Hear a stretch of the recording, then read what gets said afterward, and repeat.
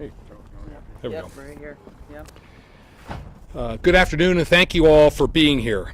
Yesterday afternoon, an Amtrak passenger train derailed just east of here, east of Chester, Montana. Tragically, 3 individuals lost their lives. 5 remain hospitalized in the state. I'm pleased to say that they are in stable condition.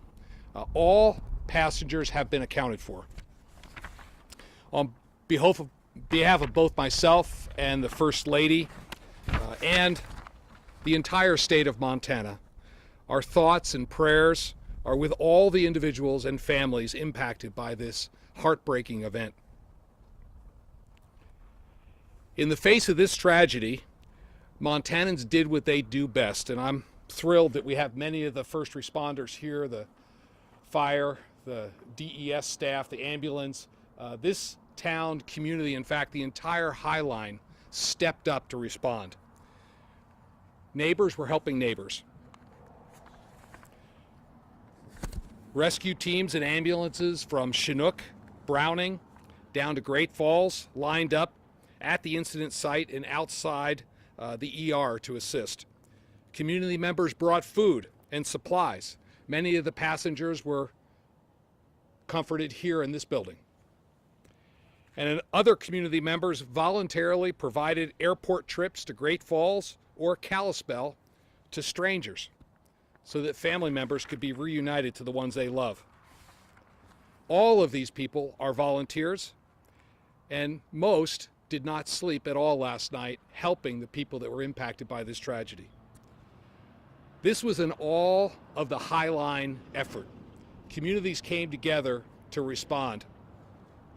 I was talking to the group earlier, and they mentioned that the hardest thing after being out at the crash site was going home and being with their families, just with the impact of what happened. I just want to say thank you to all of you and everyone else that helped in this situation. And as we talked about inside, you made Montana proud. And over the next days and weeks, I just ask you to check in on those folks that were at the crash site and help people to make sure they are okay and they can get through this. And it's a once-in-a-lifetime event, and they may need help. We need to be there just as you were last night. At this time, I'm told all of the passengers that were on the train have been transported out of Chester. Additionally, with the exception of the 5 passengers who remain hospitalized in stable condition, all passengers have been treated and released from medical centers. We will continue to work closely with the state, local officials on the ground, as well as Amtrak, BNSF, and NTSB to get to the bottom of this and get the tracks open back up. I'll close with this.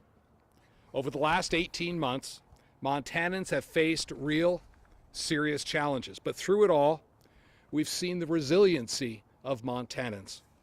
That resiliency shone bright here in Chester yesterday, with neighbors stepping up and helping neighbors and strangers in need. Thank you, and with that, I'd be happy to open it up for a few questions. And I'm joined here by Sarah, the DES coordinator, and also Matt from BNSF, who could also take some questions. Who'd like to go first? Yes. So this might be a question for Matt, but in December 2020, Congress set a deadline for technology that's supposed to save lives by cutting human error. It's known as the Positive Train Control, or PTC. So it's supposed to automatically stop trains in certain situations, like when it's in danger of colliding, derailing, because of numerous reasons. Is this something that it was installed in 58,000 miles of track? Is this something that wasn't working? Did we see it here? Is it not installed here? That type of thing.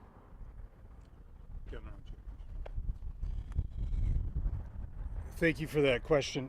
And first of all, I would just like to say that our deepest sympathies are with all of the families of those who lost their lives and those who were injured in this tragic event. And as the governor mentioned, BNSF has been on site coordinating with the local officials, the Federal Railroad Administration, and the National Transportation Safety Board since shortly after this incident. It's an active investigation, and I'm not able to speculate at this time on what the cause of that the cause of the incident is while it's under investigation.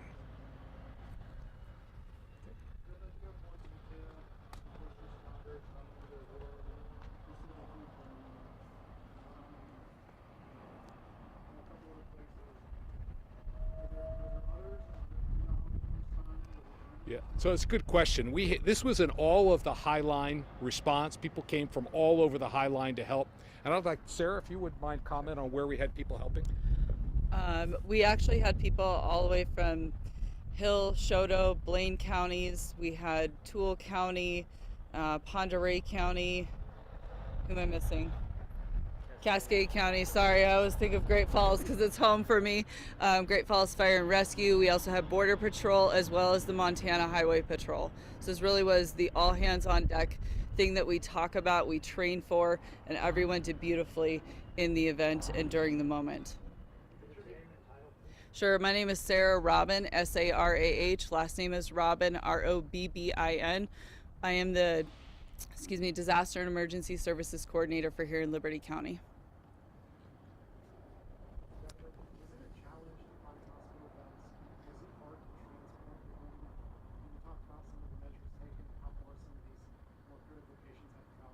Sure. So it was really an all hands on deck situation. I mean, this small community here, there were 160 passengers on this train approximately. They all had to be cared for at some level, at least to determine were there injuries or not. And then they were transported to various locations. And Sarah, could you talk about where they went? So if you're talking in regards to COVID, no, we had calls from hospitals all over the region saying we have beds, we can send an ambulance. So as far as a bed, they were open and willing, and some went to, there were a few of our helicopter and fixed wing, I believe, aircraft, if I'm saying that right, flights out of here. Some of those went to Great Falls, others went over to, I believe it's now Logan Regional Medical Center in Kalispell. Tara, do you want to? I mean, as far as their conditions, no. No. But yes, fixed wing and helicopter. Yep. I would talk to the first responders of that. Yes, I mean, if as many of you may have already been out to the scene, you know those cars are completely on their side. So imagine thinking you're originally going to go this way on a train car and being on its side, and thinking of how difficult that is. These guys did great though. I mean, it was, I would say, in all, like I said, we train and we drill on this, and you think this would, be a much longer process than it was, but with the help that they had and the wonderful training and everybody responding to that call, it was quickly completed, the incident itself. So. Let me finish a comment on this, and then we'll take your question, okay? And so the emergency response, again, all volunteers, they had provisioned jaws of life. They did had to cut into one of the cars to extract some of the individuals. We're just thankful we have that equipment in the community here, and it was available to us to do that. Now, your question. Yeah, so how you guys plan on getting the train out? I was just out at the scene. Matt may have some additional to contribute. I will tell you, NTSB has to finish their investigation first before any of the cars can be removed. BNSF has already pre-staged the track. The staff members that are going to do the work, they're pre-staging the gravel. So when we get the all clear from NTSB, BNSF has assured me they can get the line up and running in short order, but we need to make sure we know what happened first. Do you know when it was last inspected, both the tracks and the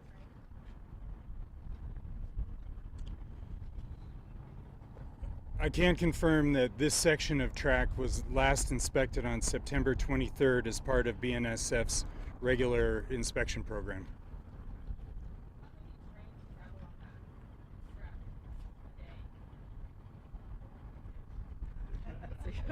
I don't know.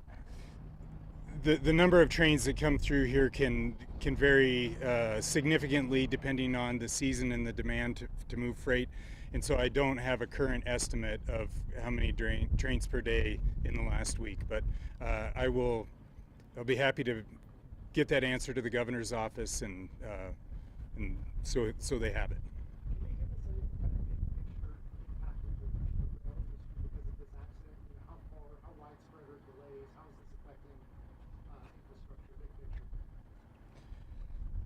I don't have a quantifiable assessment of that at this time.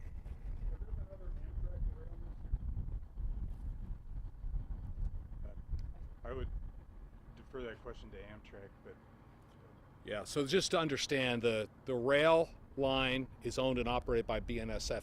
The train is operated by Amtrak.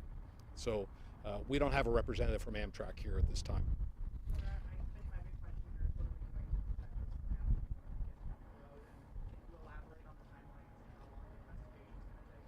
I don't have a definitive timeline on the investigation. We did have that discussion out at the site. Typically it's completed in some single-digit number of days, but it depends on what they find at the scene. We have to make sure we know what happened first. So I think, thank you very much. Again, I just want to say you made Montana proud, and get some sleep tonight. Thank you so much. Thank you for being here.